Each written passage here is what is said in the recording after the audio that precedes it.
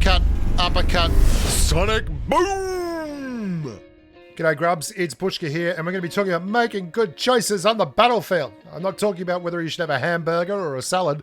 I'm talking about basically the kind of thing you do on Hotdrops that decide whether or not you go home a winner or you're heading back to the lobby right off the bat. If you could give me a like, a subscribe, and a little ring-a-ding-ding on the ding-along ding-dong bell, that would be bloody lovely. I'd love that. That'd be great. Like, it'd make me feel close to you as a human. One of the things that I've noticed is that I am not the best player. And I don't know if you've noticed it too, but it's come to my attention that I'm not that great. But what I do all the time is play a little bit smarter and just make better decisions than the guys I'm playing against. A lot of people seem to be very stuck in one mode of gameplay. They are either passive or they're aggressive. And they're aggressive when they've got a pistol versus an M416, or they're passive when they've got an AWM versus a guy with a pistol. You get the feel, right? I don't need to go to the extremities. You're clever people too. You know what I'm talking about. Let me show you a couple of examples. This is very straightforward. I'm going to shoot this guy. I don't have a vest or anything, but I absolutely rip him without killing him. I hear him jump off the balcony. I push. I run around there, and he has to make a tough decision. Do I heal? Do I fight? What he does is kind of dance around in the middle before deciding, oh, I'm going to try and hide and heal, and he ends up getting nowhere. This is what I mean. You've got to be fluid. You've got to adapt. This is a squad hot drop, which is very different to solos, which I was just playing then. You're going to see, I don't have a lot of good gear, but I know that if I hide, get a good angle, I can maybe turn that into a little bit of positivity. That's getting a knock on a squad, that builds pressure. And then because I love building pressure, I'm like a kettle just whistling away on the boil at the back of the map. We slowly start to grind forward. The rest of the squad's coming up to my right. I'm kind of like the bellwether here, the point man, the tip of the spear, baby. And I hear that there's gunfire in the middle. One of these guys bails out, but there was no knock there. There was no kill feed stuff. There was gunfire, but there was no one getting fallen down. So I'm thinking, bugger him, there's going to be someone in here. Lo and behold, we set up, we wait, boom. Just good decisions. Making good decisions one after the other will often lead you to a couple of kills, a hot drop win, and everything's looking tickety-boo. This is a great example of randoms. I played with randoms most of last season. We made ace with randoms, which was actually pretty fun, and everyone was really nice. But look how the rest of my squad drifts away. They don't want to have an engagement, but I see this as an opportunity. I can land on top of a building, and if I get a gun, then I can wipe this squad right off the hot drop. And that saves me having to go through a whole mess of trouble where random teammate number one gets knocked 3 times and no one's got any meds left and no one has any guns, and the only bloke in the squad with a decent weapon is the bloke who refuses to move from his position, and you're all running in the blue and you're trying to get meds off a bloke who doesn't have his microphone turned on. Just give yourself a chance, see an opportunity, and seize it. This is something you should be putting in your gameplay. You absolute grubs. Watch this squad, okay? I am very aware that there is a target over there. I have a look, I see the car running away. My first thought is they are going to get an angle on us. You cannot let yourself be caught on top of a hill.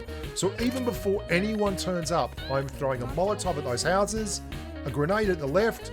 Whoa, what would you know? A car's just turned up there, and then I'm fanging way off here to the left. Now things get a little bit trickier.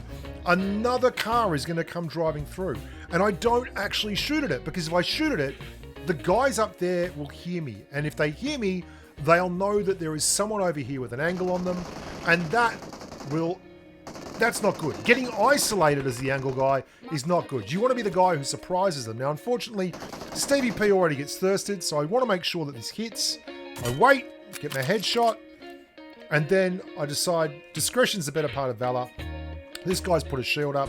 I'm going to build a little fort, and we're going to win this angle first, and then go in and help our teammates.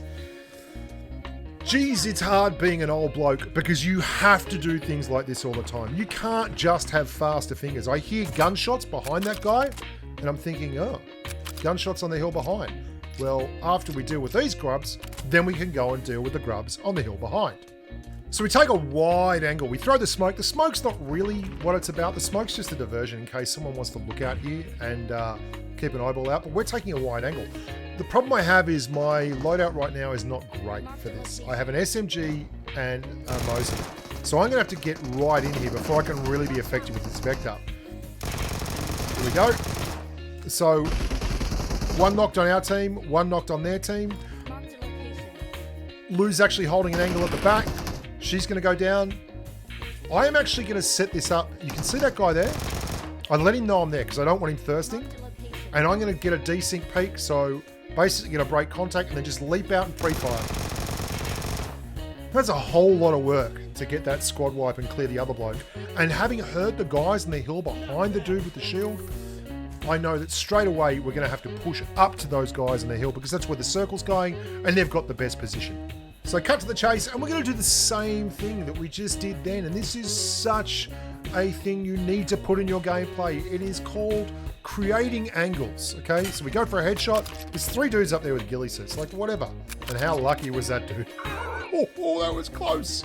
Oh, well. Anyway, I'm immediately going to get an angle. And we've got 2 squad members here. We've got Lou Grass and Ori. They're going to hold the front line. And I'm going to get a shift to the right. And this is going to create problems for them because there's already a knock there. Ori's going to knock with the UMP. And now this bloke's having to make tough decisions. Got a little bit of screen lock there. That's fine. Don't reload. Keep being aggressive. There's one more. Back it up. Create an angle. Yes, that's right. He can't defend 2 people at once. Ori was on the right. I was on the left. Or Lou was actually there. Let's cut to the chase on the final little clip I want to show you here. And this is a great chance to really ram home the point that if you're going to hot drop, bloody hot drop.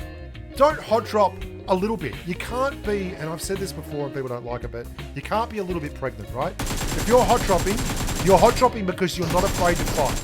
You're hot dropping because you want the resources and you want the loot. There is a full squad here that is going to hot drop and then run to the end of the Gigafactory where there is a walkway over the entry, and 4 of them are going to stand in that walkway, or rather huddle behind the walkway and wait for magic to happen. And they are so passive that they are actually going to allow me to go and revive a teammate in Gatka and then run back here, and they are not going to move. And there's going to be 2 people just holding those guys, all 4 of them, hostage at the top of that gantry. You talk about good decisions, and sometimes the worst thing you can do is not make a decision at all. Like, it just, for a lot of people, there's just this paralysis by analysis feeling. You've got to be fluid with this. Like, you have to be able to not only not get flustered and have patience, but be able to recognize that there is a time when you need to be aggressive and a time when you need to actually sit back and hold angles. And being on a hot drop and getting all clustered in one little area is not that time. Also note, the bloke that knocked my amigo here, he didn't thirst him. So I do him the favor and indeed the courtesy. I knock him and I leave him be. And then we run back and they're still there. They are still there. You've got to be a participator in the great game of PUBG Mobile. Much like life, if you stand back and wait for the girl to ask you out, you're probably going to end up in the friend zone. So we get 1 knock, then we get another knock, and someone else gets another knock there, and then we get a knock. And Australoops and Soviet Beast are just going to push up here and Iron Fist this last bloke to death. He's taken a heap of damage. And we're going to get the clear. That's good squad play. That's good squad play. And because of that, we get 4 kills. We win the Gigafactory. We don't lose a member of the team. And we took some chances. But it was a team game. It's how you're meant to play it.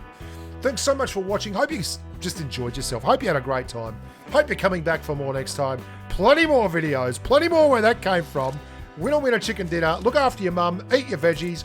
Walk the dog.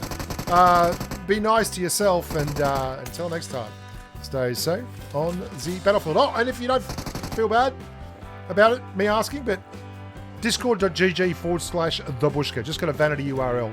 12,500 people on that Discord server. Go and find a friend. Bye for now.